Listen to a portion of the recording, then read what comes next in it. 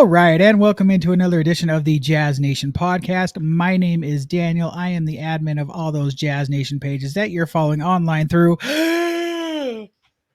TikTok, Facebook, Twitter, Instagram, the Patreon page, the YouTube page. The podcast is, I think there might be a MySpace, but you can find the links for all these places in one simple spot.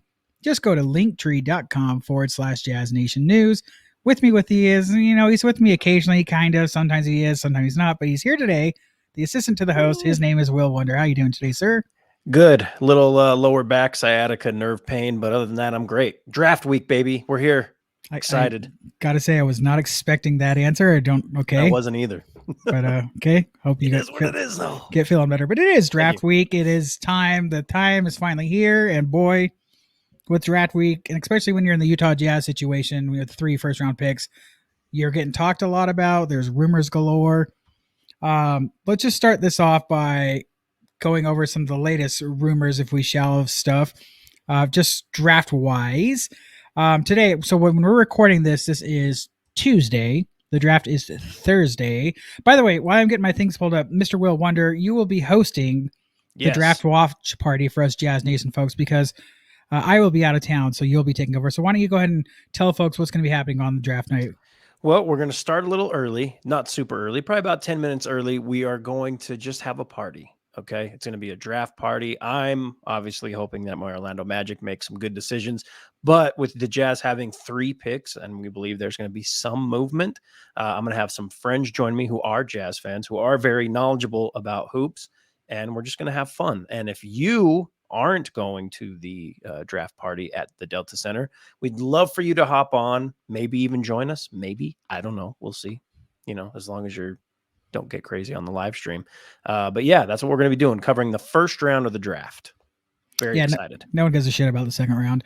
I mean, they do, but at the same time, it's like, that's a long time. And, I got other things to do. And what he failed to mention is you can join him on the Jazz Nation pages, like the YouTube page. It'll be on the Twitter and the Facebook. And if you're on the Facebook page or the YouTube page, you can comment on there and he'll see the comments on the live stream and everything like that. So what time does the draft start? Is it at 6 or 5:30? 6 p.m. So yeah, we'll probably hop on about 5:50-ish. Yeah, so 6 p.m. Mountain Standard Time. Is it Mountain Standard Time or is it just Mountain Time? They switch that. That's kind of strange. I don't know what that is, but it has something to do with daylight savings. But we'll just say Mountain. It's Mountain. It's for all those Utah folks. Mountain Time. For all you folks in the East, that would be 8 o'clock, right? Yeah, so 8 o'clock. Yeah. New York time. So what would that be in California? Hold on. Don't tell me. Okay, do your math. I know, but. It's 5 p.m. It's 5 p.m. There you go. So there it is. For the title, by the way, I assigned this for him. He's not aware, but it's the D&D. It's draft and drinking. So I'm not saying you got to drink alcohol when you're watching with him. You can drink whatever you want. Drink something and watch the draft party with him. All right. That's enough yapping for me to find what I was looking for here. So there were some new mock drafts that came out today, and they are very interesting for Jazz folks like me because, as I've mentioned multiple times, my number one guy for the Jazz, realistically on the draft board, is Cam Whitmore.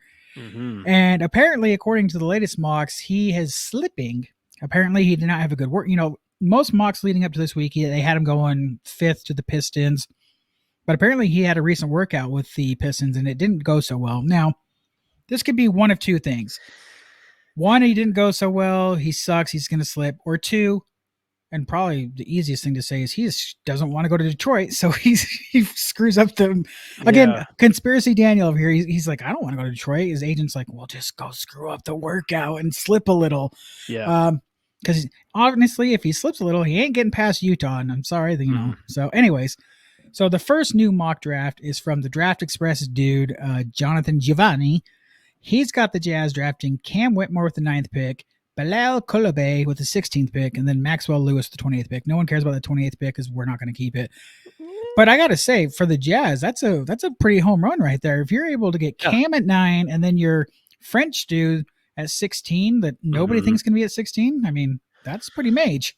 It's huge. Yeah. I will say this.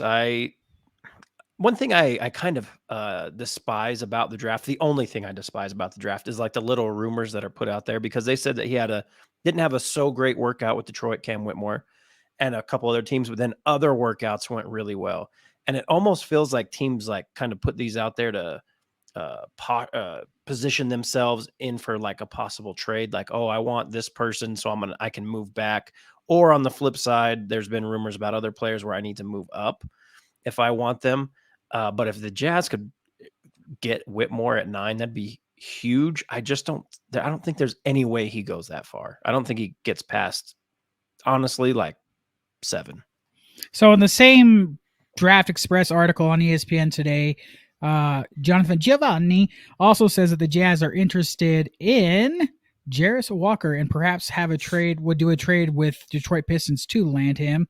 Utah also likes Isaiah Thompson and are high on Kobe Buffkin and Keontae George. So really nothing new as far as news there. I mean, I guess the kind of newer news is about the Jarris Walker. There was some kind of, I believe it was on SportsCenter yesterday that this Draft Expense guy was on there and kind of mentioned it at first that the Jazz are interested in. But honestly, is that even really breaking news? I think every team in the lottery would be interested in that guy if they could move up. So it's like I've said before, when the Jazz have this many assets, they're just going to be the first team that they're going to reach out and say, hey, yeah, these guys are going to move up and stuff. So Jazz fans, just be careful. Don't get your hopes, up. Just be ready if it happens, but don't be sad if it doesn't. Anyways, the other mock draft that came out today, this is, okay, if you're saying that last one is a home run, this one's a grand slam in my books. Ooh. So this is from the Ringer.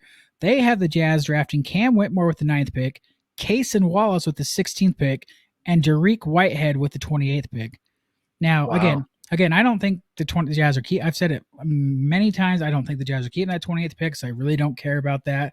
That's just me. You guys can worry about it if you want to. But Cam Whitmore and Cason Wallace, those are my guys. I mean, those have been my 2 guys for the Jazz a long time. I mean, that to me, that's an A+ draft if that happens. What do you think? That'd be great if they could get those 2. I just don't know how the hell Whitmore slides that far year. I mean, go ahead. Yeah. So I was just going to say, if you want, I could read off the mock that they have. So kind of, if it makes sense. Obviously, we know now this is the Ringer mock. Obviously, Wemby going first. They've got Brandon Miller going to the Hornets at 2. I don't see that. Do you think he goes 2? I got Scoot going 2. Again, this is one of those things where, from a basketball perspective, Miller makes more sense on Charlotte, but and that's how it's been for the past couple since the lottery.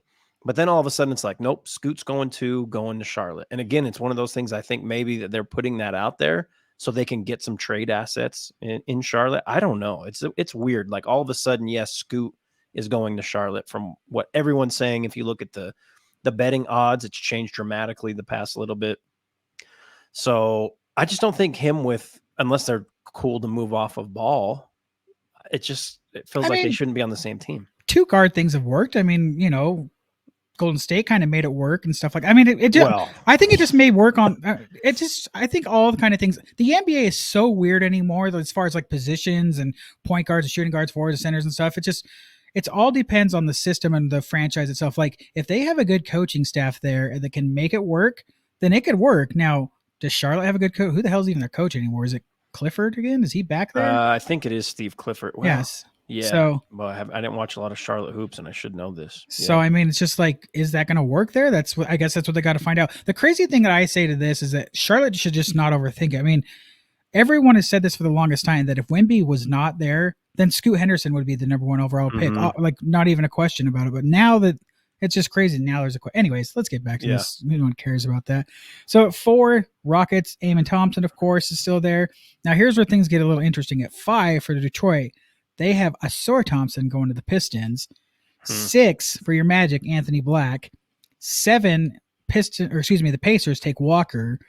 Oh my God. Now here's a surprise one. At 8, they have the Wizards getting Buffkin, Kobe Buffkin. Wow. And then this is the Ringer? Yeah, and then 9's Cam Whitmore, and then Hendricks goes to the Mavs at 10. So that's how they've got it lined up. That's kind of fun. Why would Buffkin go so? I mean, maybe. So, I mean, I don't know if you've heard, but apparently he in the last while or last 2 weeks or so has been canceling all his workouts. So everyone thinks he's got, like, he didn't do a workout for the Jazz or tons of teams in like the 12 to 16 range. So I guess there's just a lot of buzz going around that either 1, obviously they think he's got a promise, or 2, he's trying to hide something. Oh my gosh. So okay. This draft is, this draft could make for a fun drinking game. If somebody could come up with a drinking game, because like, say like a Kobe Buffkin, where you think he's going to range from a 13 to 16, but he ends up in the top 10. Oh, Yeah. you got to take a shot for that one. Yeah. Then like, because there's going to be some guys that, it happens every draft. Someone obviously slips. It always happens. But one of these guys that we've all thought is going to be like, was supposed to be top something. I mean, like Cam Whitmore falling to the 9 would be a huge surprise. And yeah, Hendricks making it to the Mavs at 10 still is a surprise to me. So yeah, I mean, I understand like throughout workouts and as more scouts get eyes on these guys in those workouts, like things change a little bit. But I don't know. It just seems like a weird time because I've been following a lot of mocks as well the past couple of weeks and dramatic changes in some of them. Obviously not with the top 3 names anyways. Wembanyama's been there forever before we even knew who the hell was picking 1. But then with the Charlotte and Portland, kind of those flipping as far as those players, Thompson's kind of been locked in for Houston at 4, but I could see Houston going with something else. I don't know, man. There's so many questions this offseason that I don't even know if they really get answered in this draft. I think it's more posturing to trade and move these young guys, kind of like what we saw with Walker and the Rudy trade. I don't know. It's going to be very, very fun. Very fun on Thursday. That's funny too, because I mean, everything could just change with those top picks. I mean, if actually the Hornets do make a trade, say with the Pelicans, then that's a whole different situation there with that pick. Or if Portland makes a trade, it's all bonkers. But one last thing I just want to get off as far as like the news-ish kind of updates. So Jake Fisher for Yahoo Sports released an article today about some latest buzz going around with the draft. And as far as the Jazz, he is saying that the Jazz have contacted the Pistons for the 5th pick, contacted the Pacers about the 7th pick, are really looking to move up. Anthony Black is a big target for them. And now this is kind of the whole thing that's very surprising to me that I want to bring up. Utah has made Colin Sexton available. So that's kind of surprising to me. I mean, it doesn't surprise me in a sense because they don't really have anyone else to make available for trades, but yeah, it's surprising, I guess. But I would have thought it would have been more. Well, I don't know. I mean, if you're trying to move up, but I think Sexton to get to Detroit, I don't know if you have to offer him with the players they currently have and the assets the Jazz have. Well, it wasn't saying that they've offered Colin Sexton to him. He's just saying that he's available via trades and stuff like that. I mean, okay. Again, I've said this on all the recent podcasts and the JazzNation dailies that I've been doing, that you're just every day we're going to hear something about the Jazz wanting to move up because when you have all these assets, of course they're going to try and move up. So yeah. And I've said it multiple times and I'll say it again. I do not think the Jazz will draft 3 first-round picks. I don't think. Okay, let me say this actually. I do not think the Jazz are going to draft at 28. Now, they could move up into 20, 21, 19. So maybe they do end up with 3 first-round picks. But I just don't think they're going to keep that 28th pick just because especially after yesterday, I was looking over like my last final hardcore look over of all these players, right? And I was just like, once you get to that 24 to the late first rounds, it's just like, are any of these guys really worth it? The thing you got to think about too is when you draft somebody in that first round, you owe them money. Like they're guaranteed contracts compared to the second round. Like if you can get somebody in the second round, it's not so bad financially and stuff like that. And as weird as that sounds, they got to think about those things too. So is it worth drafting someone there that you're just like, you're going to go play the Stars most of the year and maybe we'll keep you, who knows? Or is it better to trade that and get, next year the Jazz technically don't have a first round pick. They do, but it's top 10 protected, blah, blah, blah. Yeah. Or is it better just get you another first round pick, another asset? Yeah. So that's what I think the Jazz are going to do.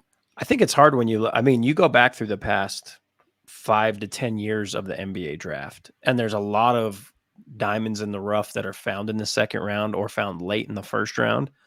And alternatively, there's a lot of busts in the first, 15, 16 picks. And I don't know, you just have to be a little bit lucky with where you land. You also have to be really good at scouting and understanding, what these players can become. Because just for an example, I just pulled up the 2019 draft. Was one of the, you had Luka the year before. 2019, though, Zion, Ja Morant, RJ Barrett, DeAndre Hunter at 4, right? DeAndre Hunter's a good player, but Darius Garland at 5, Jarrett Culver at 6, Kobe White, Jackson Hayes, Rui Hachimura, Cam Reddish. Those are the top 10 picks. So I don't know. Not to say that this draft class isn't supposed to be better than that one. Obviously, minus Zion and John Morant coming out together. Victor's supposed to be, the best player in the history of the game, potentially, from what everyone says. But it's just, I don't know. I think in the position the Jazz are in, you try to just take as many hits as possible. Now, if there's a good offer for a player to come in that's already in the NBA and help contribute to the Jazz, then great. But if not, then I think you just use all 3 picks. I mean, for God's sake, Jokic got drafted during a Taco Bell commercial, okay, in the 2nd round. So you can find some good players later in the draft. I mean, you can, but that's just my gut feeling. I don't see it happening. So you can all, believe me, I've said that on Twitter and stuff, and people have come at me with all their craziness. So I'm used to it, but I'm sticking to that. I don't think they stay in there again. Do you think maybe they package that with the 16 to try to move up? I don't know. Sure. 12. Yeah, definitely. If they can, if that's available to. Depending I mean, I know Dallas picks available via trade. Yeah. But the Thunder one's always probably available because they're just the Thunder and who knows what they're up to. So yeah, I think Dallas has no interest at truly drafting a player to play there. So speaking of trades and all that, do you want to do our made up trades right now? Should we get into that? Sure. All right. So I feel like you're way more ready for this than I am. So let's hear your trades here, and then I'll give you mine at the end. I just had 2 because I tried to find a third with Houston, and I don't think a trade with Houston makes sense for the Jazz. Like the players that Houston would probably want to send to Utah are guys like Kevin Porter Jr., and I don't think the Jazz would want him in Utah. I mean, maybe I'm wrong, but I just couldn't find anything that made sense with Houston for both teams. Both of my trades actually involve Kelly Olynyk because of the him being a veteran. You already talked about on one of the dailies that he's kind of a veteran guy who's been in different playoff scenarios before. So first one I have is the Jazz and Detroit.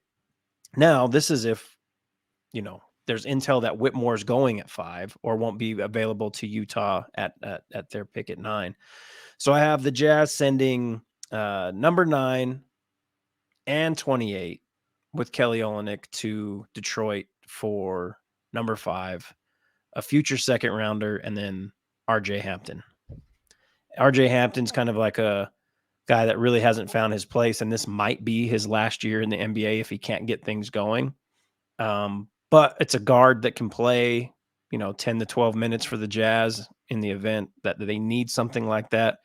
But I don't think that the Jazz have interest in rolling with Kelly for the next couple of years. Maybe they extend them, maybe not, but I don't think so.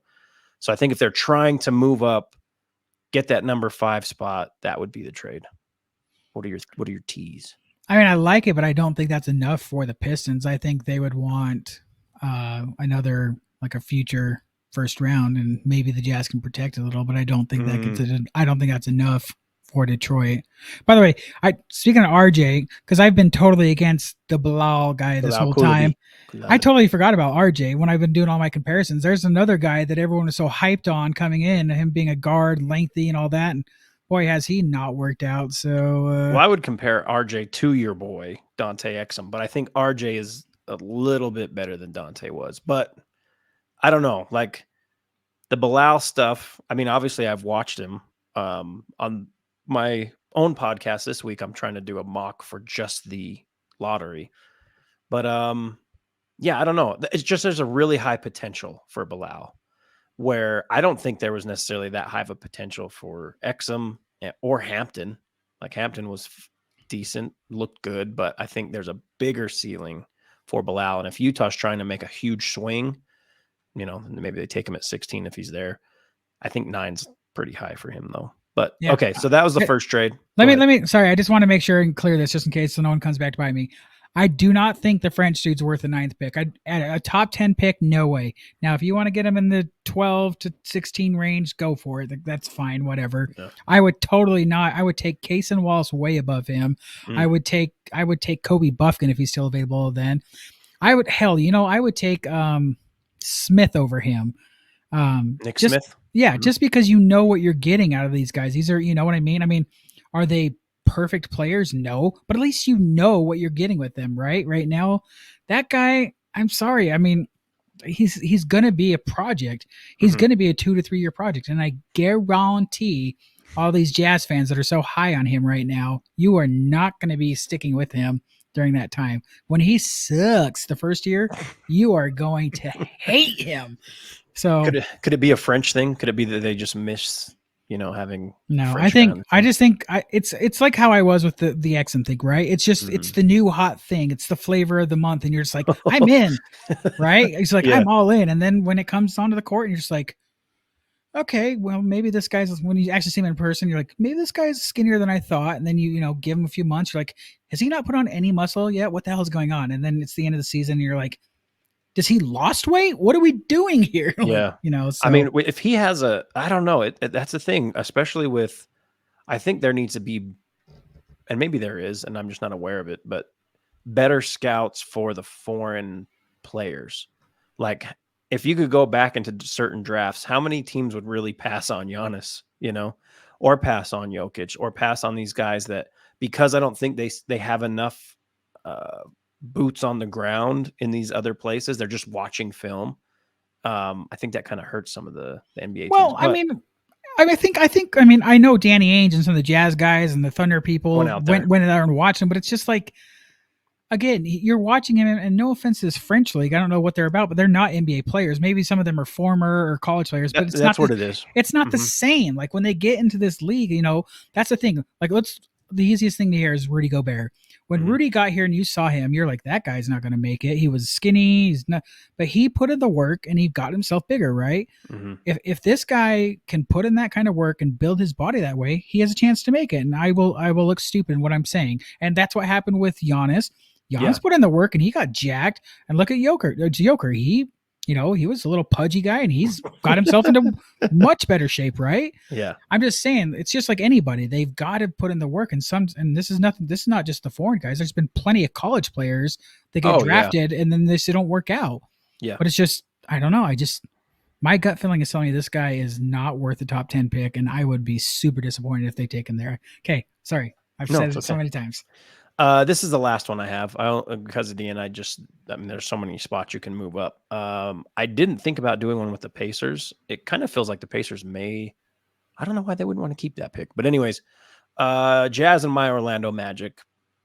And this is me just trying to move on from Jonathan Isaac, which I think he would have a decent fit in Utah as a really good defensive big. Not even a big, but I mean, he's 6'10", but he kind of plays on the perimeter a bit too. But Kelly Olynyk, again, the contract veteran. This is something that Orlando needs, is a veteran in the locker room there. The number 9 pick, and a future um, first rounder, lottery protected. I had 2026 here, lottery protected, for Jonathan Isaac, Caleb Houston, and the number 6 pick. So I don't even know who. I mean, I know Jonathan Isaac is I don't the other Caleb guy. Houston was a rookie last year. He got some pretty good playing time with how often the guards in Orlando were injured. With that said, he's not going to come in and like totally transform a team, but I think he could be a contributor off the bench. But then again, get you that number 6 pick. I think that's the big thing. Isaac also seems to be healthy now after spending 2 years essentially out of the league, coming off that injury. And he has 2 years on his deal. Caleb Houston has 2 years on his. Houston makes nothing really in NBA terms, not regular people terms. But then you get off of Kelly Olynyk and maybe get who you want at number 6. Wait, so sorry, you were saying that the Jazz trade Kelly Olynyk to you guys, right? As part of Correct. it. Mm-hmm. Okay, because I was just trying to think of the roster because I was like, if we were keeping Kelly, I was like, man, that's a lot of bigs. But see, I don't know if the Jazz want to take on that your big guy just because of his contract. And the thing they love about Kelly is just his contract too. It would be so easy to flip him and stuff like that. Yeah, I think the only thing with this, like, this isn't something where they're just like, hey, let's try this. It's if they have a guy who they know isn't making it past 7 and 8, See, right? that's the thing Whoever now that may be. too, because like I was trying to come up with I came up with the Magic trade, and I told you that off Mhm. talking stuff. But now that now all these mocks are coming out, Cam possibly falling to ninth. I mean, the thing that's going to be crazy is like the Jazz are either going to. So here's the thing: is like I feel like the Jazz are they're if I'm in the draft room with them, I think probably their number one guy, Mhm. if I'm being honest, is actually Anthony Black, in the sense that they Who's always who's again? Go ahead. Anthony Black. No. Who's number one? Oh, Jazz for Okay, them, okay, like okay, Jazz number one okay. guy. And Yeah. the reason why I'm saying that is because he was the last guy, as far as I can tell, that has came in and worked for the Jazz. Mm, And I don't know if you ever heard this saying, but they always say, the experts say, keep an eye on who are the last players the couple. team works out or talks to, Yeah. because the Jazz already talked to him and worked out with him in the combine. Mhm. And then to have him come back and stuff and talk with them and then do a further workout at the team, here in Salt Lake, that's going to tell you that they like him pretty good. So Yeah. here's the problem. There's no way Black's getting past the Wizards at 8. I don't So think so either. Yeah. so if the Jazz really want Black, they're probably going to have to move up. Mhm. So now you look into like the different spots. Now if you go to 5, Detroit's probably going to want us, when you get that high, they're probably going to want more in a trade value. I Mhm. don't think Black goes to the Pistons. No, they have Um, no need for him there. Now at 6, your Magic. Now that's where things could get interesting, though. Mhm. Now this all depends, though, if one of the Thompson twins falls or not. This is Yeah. another, like, because it's all like I can only imagine how many different boards the Jazz probably are going to have up in their Yeah. draft room saying, well, okay, they went this way, now we're zigzagging this way. So Mhm. let's just say let's go in this order and kind of figure this out together. So we're saying Wimby goes first, Yeah. Yeah. Brandon Yep. Brandon Miller second, Scoot third, and just in this one. Now we're So, okay. we're Okay. at Okay. we're at 4. This is Houston. Houston's going to go with Eamon Thompson, so now he's off the board. Okay. Now we're Mhm. at 5 with the Pistons. Right now, sitting here, I'm going to just go along with the experts and say the Pistons are taking Walker. So Walker's now off the board and gone to the Pistons. Okay. So now we're sitting here at 6 with your Magic. Mhm. Who do your Orlando Magic take that's still available out of now? All those other guys are off the board. Who do I think they would take? Probably What? the Thompson, the Asar Thompson. I would love for them to go get Hendricks, Taylor Hendricks, just for this a role that would someone that would fit well on the team. But I would say they're going to take Asar Thompson. Okay, so now that moves us to the Pacers at 7. Mhm. What are the Pacers looking for now? Are they going to take Hendricks? Possibly, but I'm just, the whole point of this is Anthony Black. Where is he sliding to? Do I Yeah. think he goes to 7 to the Pacers? No. Probably not. No. So let's just say Hendricks goes to the Pacers there. So now he's off the board. Now we're here to the Wizards. I would almost say Whitmore goes there, but yeah, go ahead. Now we're here to the Wizards. Now this is where the problem happens for the This Jazz. is where Black goes. Yeah, this is where Black goes. Now here's the fun part, though. The Wizards are a shit show now. Let's be honest, right? They're just they don't care about They winning. had a hard reset. They Yeah. could care less about winning this coming season. So this is where you, as a Jazz team, could use those future assets and say, "Look, guys, we can give you some future assets. Let's swap. You give us 8th, you take 9th. Mhm. You know what? We'll even throw in the 28th pick this year if you want it. But Yeah. more importantly, here's future assets. For next year. Well, they don't have a pick next year. The following year, maybe. I mean, they got tons of picks the next 5. Maybe so, getting yeah. that Lakers pick, but that's where things Yeah. get interesting, because the Wizards, again, I don't think they're going to care about winning this coming year. So Mhm. could you see something like that happening? Let's say if the draft falls that way, would they be able to flip it around with the Wizards, do you think? Maybe they could propose it like that. Like, hey, you guys aren't trying to win, They got to be that brutally honest with him. Like, Yeah. Danny's on the phone, just like, listen, guys, come on. because they always say that Danny has a stigma to him, or a lot of teams don't want to do deals with him. So I think you just got to cut him and just say, like, look, you guys aren't trying to win. You're going to buy out Chris Paul or move him at some point. Kuzma's probably gone. You got Kristaps Porzingis. Yeah, you need a roster, but let's get you some stuff for the future. Now, maybe they're like, no, we want Anthony Black to be our guard of the future, so we're drafting him. That's where it's tough. I can't think of many times in the draft where an example like you just gave me, where it's like, okay, 9 and 8 flipped and 9 gave 8 a future pick. I don't remember many times that happening. It's usually like you leapfrog a team to make that pick. So 9 to 7 or 9 to 6-5 and so Yeah, on. that's true. Man, I'm trying to think, okay, so what does the Pacers want? Now, there was another thing that came out this week. Maybe it was the Pacers saying somebody wants a wing in Mhm. order, to make their pick available. I think it might have been the Pacers. So in that instance, I wondered, It makes sense. do the Jazz make uh, Ochai available? And in that instance, I don't know if it's worth moving up those 2 spots for that. I don't think they would, And I don't especially know. especially if Cam Whitmore is possibly to falling to them Yeah. at 9. So Yeah, and also, I mean, if they want a wing, Indiana wants a wing to move out of there. If they don't, I mean, I don't know if Ochai gets that done, just to be blunt. And there's a lot of good wings. Like that's what a majority of this top 10 is in the mock drafts and the players that you see here. So I would, if I'm Indiana, I'm just kind of staying put unless I get something really good. would they take Colin Sexton? Do you think? Do you think that's where that could fall into play? No. No, no. I mean, they have Halliburton, who is their primary everything. Like Halliburton's great, and I don't think they bring Sexton. I mean, if Sexton's cool coming off the bench, but why would you want to do that? Yeah. So I guess the whole point here is to say 2 things. Getting Anthony Black at 9 is going to be really difficult. So if the Jazz really do want Anthony Black, they're going to have to move up somewhere. Now, the other point is to say, well, where the hell do they move up to and how do they make a deal? Because a deal with the Pacers sounds hard. A deal with the Wizards seems pretty unlikely. So then you're looking at the Magic. Magic or Detroit. Magic I mean, or that's not Detroit. to say a deal with Indiana can't happen, because the one thing that the Jazz have are all of those picks, all of those future picks and assets. So not to say something with Indiana couldn't happen, but if they're specifically saying, hey, in order to get this, you need to supply us with a wing.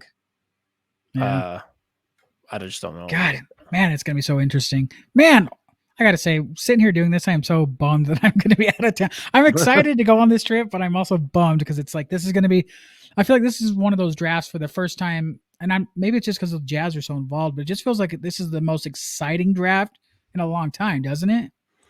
It does, because the NBA is in such a weird place with the number one, the new CBA, the way that works out, and kind of almost being a hard cap, or the closest thing the NBA's had to a hard cap. So teams have to change their rosters a bit, and also this draft is supposed to be, really, really good. So yeah, it's going to be exciting. I wanted to point this out because good old Facebook memories. We hear all these mock drafts. You get experts weighing in on everything. And this is just a memory from 5 years ago where I was disgusted in experts in the NBA draft. And this is just something for people to keep in mind. Obviously, Wembanyama is Wembanyama. I think Scoot's going to be good. Everything after that is kind of, yes, they should be good, but. So this is previous years. This is Jay Billis's draft boards. He had Jaleel Okafor over Karl Anthony Towns. Michael Kidd-Gilchrist 5 spots ahead of Damian Lillard. He had Kawhi Leonard the 14th in his draft class. Had guys like Derek Williams, who I loved at Arizona, Jan Vesely, and Tristan Thompson all ahead of him. So you can look at these mock drafts and these experts' opinions and all that. A lot of it has to do with luck. A lot of it has to do with really, really good scouting. But then also the situation those players go in, I believe weighs heavily too. So I think regardless of who the Jazz draft, with Will Hardy there and the pieces they have in place and management, I think they'll turn out to be at least a contributor, would be my guess. Yeah, pretty good system in place here. So I've kind of already given my top 3 guys for the Jazz. I mean, like I said, Cam Whitmore. I'll go Hendricks kind of second if he falls to there.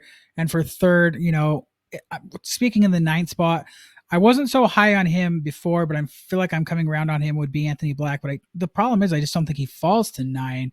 Mm-hmm. So with saying that, this is hard because at 9, it's hard for me to say this, but I'm really high on Cason Wallace. So if let's say Whitmore's not available and Hendricks is not available in Black, then I would almost encourage the Jazz to trade back if possible and then take a Cason Wallace and then whoever. But I mean, that's kind of like my big board, I guess. There, Yeah. and then if possible, I guess if it's Soar Thompson, I guess that's the other guy that's fallen in some mock drafts recently. If Hmm. he's available too, that'd be awesome to get him in there. But 9. yeah, Yeah. I don't know. Who do you, as far as your quote unquote big board for the Jazz, what are you looking at for him? I mean, I think Whitmore would be great. I think he's going to be good on any team he goes to. Like watching him and watching Miller, like it feels like Whitmore wants it more than Miller. And they're younger dudes, so like whatever that those things change, but just watching them play basketball, like Whitmore is like constantly going and just looks like he really wants to win, where Miller sometimes, especially in the tournament, and I know people say he had an injury, but he was more passive. Like he kind of gives me the vibe of like I can take over a game if I want, but I don't always want to be that guy. Where Whitmore maybe not as good of a shooter, obviously, but feels like he could just be like, all right, I'm getting to the cup. I can shoot from inside. So I'm going to go Whitmore 1 if that's possible. I don't want Jazz fans to sleep on Walker, but it kind of seems like he may not be available at 9, where if you look at some mocks, he's at 7. Some mocks have him at 8, but again, don't trust the mock. So I'm not going to count him, but I think he's going to be a great pro. Asar Thompson, I think, like you said, slipping. I think he would be a lot of fun for the Utah Jazz. And then obviously Black, because I do think that the Jazz need a point guard. And I know you had stated before, I don't remember where it was, if it was here or if it was, I don't remember, that there may be free agents that they can grab, which is kind of true. But at the same time, I think Black's potential, where you already know what those free agents are, Black's potential could be pretty good. So there you go. Whitmore, Thompson, who seems to be falling quite a bit, Asar Thompson, for whatever reason, could be the overtime elite. That league sucks. Like, no offense, those guys would all annihilate me at any point. But NBA comp wise, not great. And then Black. So my point of just talking about the free agent thing is that I've just had people saying, "Oh no, the Jazz have to draft a point guard and such." It's like, no, they don't. They don't have to draft a such and such. They need to draft the best player available. And Mm-hmm. as lame as that quote is for the draft, it's true. Like Yeah. if they're at the 9th spot and if Walker somehow falls to 9. Oh, by the way, I guess I got to say, Jarice Walker. We're not talking about. I said something yesterday on a post about Walker, and people, because people on social media don't actually read the full post. They just Right. see the name and why are we trying to get rid of Walker Kessler? It's like it clearly said in the video Jarice Walker, but anyways, I love social media sometimes. What was I saying? Anyways, if Jarice Walker's there at 9, but then also Case and Wallace is there, right? Yeah. Well, which one should the Jazz pick? The better player that's not a point guard or the point guard? That's the Yeah. whole point of that. Like the Jazz have got to draft the best player available there, especially at 9. There are going to be so many guards available to them in the teen range, whether they stay Mhm. at 16 or move up, that like whoever's there at 9 that's the best player, that's who you should take. Yeah. And then once you're in that teen area, if you want to move up, again, if they love that French dude Yeah. and they need to move up and take him, then you take him at 12, 13, by all means do it. Case and Who's Wallace. to say Wallace can't slip to 16? Yeah, I mean, apparently there's a lot of people concerned about his height. I mean, I don't know why, but if he's a good player, you shouldn't be worried so much about him. He's still 6'4", I believe, or so. Yep. When did 6'4" become so small? But Yeah. anyways, so I guess let's talk about this. The 16th range. Is there any players in the 16 range for the Jazz that you're just like, if this guy's available, this would be a perfect fit for them? Obviously, I've said Case and Wallace about Right. 700 times, but anyone else for you? Yeah, I talked about this guy the first time we recorded after the lottery happened, but he seems to be moving up a lot of boards, and that's Jordan Hawkins from UConn. I think he would be really solid there. I don't know about Nick Smith. He should be available then, but the injury stuff kind of worries me, so I might stay away from him. Keontae George is really moving up in boards, but if he's there, I think he's definitely worth a swing. Again, he's 6'4". A lot of people question him and his motor, but I feel like I would say like he's like Bradley Beal light, right? No, I mean, who knows what Bradley Beal will be this year, but definitely at 16, I would I would shoot for him. And then if Grady Dick really does fall, like in some of the mocks that I've seen, I don't get why he would fall that far, because he has one thing that is truly needed in the NBA, and that's shooting. He can really, really shoot. So those three, if any of those three are available there, I would go with them. Are you big at all on Keontae George, the guy out of Baylor? I mean, Yeah. apparently he's big. The Jazz are big on him, but would you be Yeah, that's what I was prefer him at saying. The, the 16? the one who I said was like Bradley Beal light. Yeah, for sure. Oh, that's who you were talking about. Yeah. Sorry. I Yeah, was no, like you're good. reading something when you were saying that. Yeah, So, no, but so at 16, George, obviously if Cason Wallace is there, yeah. Grady Dick or Jordan Hawkins. I think those four are really great options at 16. so I feel like the George thing, like you've kind of mentioned about, we were saying like the smoke screen about teams leaking things out so maybe other teams get scared.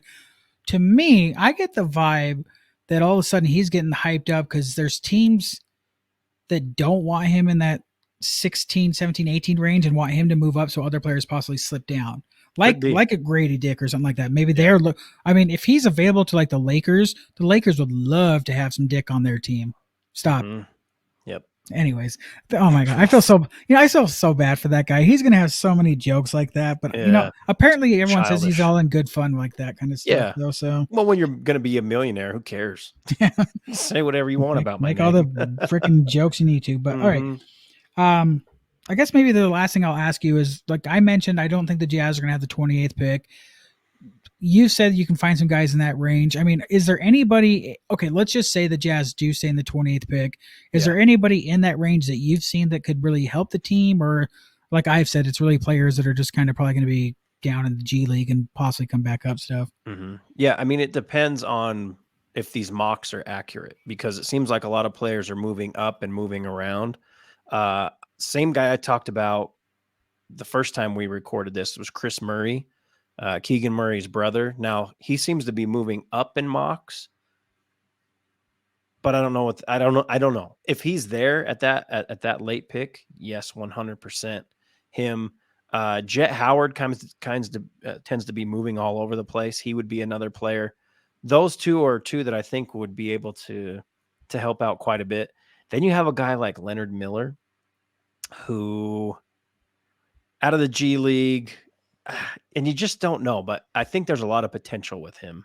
So again, at that, I don't necessarily know if he comes in and contributes right off the bat, but could be a player that could turn into something pretty decent in the NBA. I think there's a lot of buzz around him lately. I've been listening to like a million podcasts the last couple of days about the draft and stuff, and it seems like his name's getting brought up a lot now. As far as like if the Jazz want him, they probably got to take him at 16 now, kind of a thing. Wow. So, okay, so he's moving that high. Yeah. I'm just gonna say a name. I don't think they'd stay there, but if the Jazz do stay at 28, definitely don't. I see a lot of people talking about, is it GG Jackson's the one that's supposed to be like, he's young, and if he would stay, he'd be a top 3 pick, right? Is that right? I don't or know. am I getting him mixed up with somebody else? If he would have stayed, and he would have been a top 3 pick next year. Yeah, I feel Well, like that's everything I understand, next year's draft, from what they're saying, isn't supposed to be very good. So I don't know what that says. So I'm just saying, like, the Jazz stay at 28th. I feel like I'm missing this up, but whoever the guy is, and I think it's GG, and I feel stupid now. People are gonna be like, you idiot, how do you not know this? But if he's available, that the 20th pick is definitely that kind of pick where you can take a risk on somebody. So, yeah. I mean, he's a big dude. He's like, what? I think he's like 6'10", 6'9". But South Carolina. Yeah. Here's what I mean. A risk on him where he's a younger cat, or the guy like you mentioned, the Chris Murray, who's kind of older. How old is Chris? Because he was he's a junior. So he's 2 years older. I mean, you got to remember, like for some of these guys, when they're in their 20s, when they're starting in their 20s, they think they're old. I mean, people look at Ochai and say he's old now compared to, so. But I think you get a more well-polished player with Murray. And again, if they do keep it, depends on what they want to do. They want someone that they could take a swing on for like a high ceiling, but right now is going to be pretty, rough around the edges, or someone like Murray who, his brother, Keegan, who I'm not going to say he's going to be as good as or in the NBA, but had a great rookie year. And they had a similar game to each other, like when you watch them both play in college. So I like Chris Murray a lot if they can get him. I know Jaime Jaquez is up there. And I don't know how well his game's going to translate to the NBA, but that will remain seen. That's the cat from UCLA, right? So Yeah. in the latest Ringer mock that I have up, they've actually got him at 18. Oh my God. Yeah, so Okay. Well, I honestly, these mocks are funny because I just feel like they're just like kind of swinging now. When you get into like the 16th to 20th ranges, now they're just like, I don't know, let's yeah. get this guy to there and stuff. But it is what it is. Well, So it's hard to really project these guys because there's so many variables that go into it. But what does a team need? Where are they at as an organization when they draft this guy? I don't know. There's just too much. And then where's his headspace? well, plus the other thing is like these people making these mocks, they have no idea how the interviews went. Like when the team interviewed the player, did they connect or did things go completely wrong? And did they crap? And also, then you get agents who release information that could be right or wrong depending on what they're trying to do. It's just it's a big game. You know, it's funny if you really think about it. This whole draft week or leading up to this, it's so much drama. And you know what? Us sports fans, most male fans. Let's be honest, most of them are male. Wow. But we don't. Okay. Let's just say half your listeners. Okay, I go half. I'm sorry. Here's what my point is. It's a probably a terrible point, but I'm going to go with it. You make fun of your wives or whoever you're living with, right? Family members, significant other, because they're watching a show and you're like, that show sucks. It's too much drama, all this love, blah, blah, blah. Yeah. Well, look at us. There we love the drama of the draft. This draft is going to be so much fun because of the drama. That's my whole point. It was a terrible point, but I got to it at some point. Yeah. They should do like the real GMs of the NBA, like, Real Housewives, and it'd be like Danny Ainge, like throwing a drink and like, I don't know. He's like, damn it, the stupid Pistons GM, whatever his name is, won't take my call. He's such a jerk. And then Justin. I would love a real documentary around the draft. And obviously they don't don't have to release it until well after, but I think it would be really, really cool to get a real in-depth look from like when these scouts are going out, all the different people, because there's, multiple scouts for teams, multiple positions that have more say than others, what those rooms look like on draft night, because ultimately it comes down to pretty much one guy's decision is going to say like, okay, yes, this is who we're taking, but he takes feedback from all these others. Yeah. One of my favorite movies is because it's something like that is Moneyball. Remember when Brad Pitt's in that plane, he's just like picks up the phone and starts calling all those different GMs and he's like, I got this player available. No, you don't. I got him. Yeah. And then he's just calling 6 different teams at once. That's just crazy. Moneyball draft day. We need an NBA version of that, but just like real. No one needs that. Was that the Kevin Costner movie? Hey, it was good. It was actually pretty decent. Yeah, pretty decent. Yeah. Well, on that note, let's end today's podcast. Why don't you tell everyone where they can find you, get your plugs in? Yeah, the Will Wonder Pod on Instagram, DJ Will Wonder on Twitter, the Will Wonder Pod YouTube page as well. We have some more stuff coming up on that very soon. This week's podcast, I am talking draft and then continuing to celebrate the 50th birthday of hip hop, August 11th, 2023. So check us out. Get that wherever you get podcasts. And again, friendly reminder, join Mr. Will Wonder this Thursday for the D&D Draft and Drinks live stream. Bring whatever you would like to drink. It'll be live streaming on our YouTube page, the Facebook page, and Twitter. If you watch it on the, I don't know if people leave tweets on there, if it shows up on comments on the stream. Yeah. I don't think it. Yeah, it should. There's I'm trying to remember the guys that I watch on Out of Pocket. Yes, you can comment on Twitter as well. So yeah. Sweet. So yeah, if you're watching on those, again, YouTube, Facebook, or the Twitter, it'll give you an option where you can comment and chat with them during the live stream. You can watch it on YouTube and say, hey, I want to join in the live stream, and maybe he'll send you a link so you can get on the video and talk with them. But maybe not as well. I don't want to promise, but there's a chance. If he's had enough, drinks in the day, you never know. He gets a little more friendly. Everyone's welcome. So join him on Thursday for that, 6 p.m. Mountain Standard. Mountain Time. We decided Eastern Time, 8 p.m. California, where I will be on draft day, 5 p.m. There you go. Also, I can't believe it took me so long to mention this. Our interview with Walker Kessler is now available for free. I've mentioned it before and I'll say it again. If you listen to it free on the podcast platform, Spotify, Apple, Google, Anchor FM, it is the free version, which means there's some ads in there. There's some questions cut out. So if you want to hear the full version, it's also available on the YouTube page. So if you want to actually watch while we're talking to him, you can watch it on the YouTube as well. But if you want the full version of the interview, all the questions, no interruptions, it's available on the Patreon page. Patreon, patreon.com/JazzNation. Subscribe on there and you'll get to watch interviews. Working my best to get some more interviews lined up for us. But yeah, join on there and you'll get to watch the interview free. Or excuse me, you'll subscribe and watch the interview in full on the Patreon page. Again, if you want to just listen to it for free, you can. It's available right now on the podcast platforms and then also on the YouTube page. That was a lot to get out there. Whew, I'm getting a lot of good feedback on the interview too. So yeah, good for that. Again, I'm trying to get some more interviews, but it's hard. You got to respect the players because right now, you know, they're out with their families and it's their time to kind of chill. So hopefully as we get closer, especially, oh gosh, again, Summer League, by the way, folks. Yeah, buddy. We will be at Jazz Summer League. Well, not Jazz Summer League. It's the Salt Lake Summer League, which starts the first week of July. So right after the draft. Yep. We'll be there. 5th and 7th, or 3rd, 5th, and 6th. Excuse me. We will be there, and we're going to do some fun stuff. We'll be there creating some content for the pages. If you think you're a so-called jazz expert, well, bring that stuff to us because we want to test you on your knowledge. And we're going to have prizes. We'll have some prizes, of course. Yeah. Because someone can actually answer all the questions. But find us there, and we'll make sure to blast it out when we're there. That's it. This has been a long podcast because I feel like the last 20 minutes I've just been rambling all the stuff we have coming up. Well, there's a lot of content. It's awesome. Anyways, thanks so much for watching today's episode or listening to today's episode of the Jazz Nation podcast. And everyone enjoy your draft day. Go Jazz and bye-bye.